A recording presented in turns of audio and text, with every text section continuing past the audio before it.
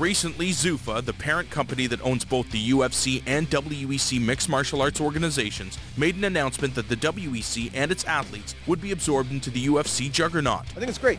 Those guys put on some really good fights, and they deserve to be the pinnacle of the sport. The UFC is that, so really happy to have those guys aboard. Fans, pundits, and fighters alike are delighted to see the WEC's and UFC's lightweight divisions get combined, and to see the WEC's bantamweight and featherweight divisions finally get their time on the big stage. Well, I was actually online when it happened, and then all of a sudden my heart started pounding because all of a sudden I'm reading a thing talking about UFC-WEC merger, and then they started talking about all the fighting for the title January 1st, and I'm like, oh my God, I'm going to be fighting for the UFC belt one day. You know, so it's just, it's exhilarating. It's kind of like everything I've worked for. For fighters in the UFC's new bantamweight and featherweight divisions, this is truly a step into a much hotter spotlight.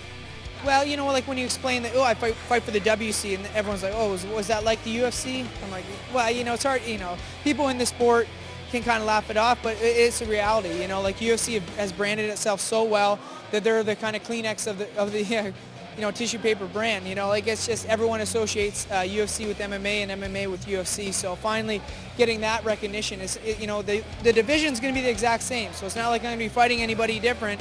It's the WC's 145 division just coming over, but now we're getting recognized as being the best in the world, which we are.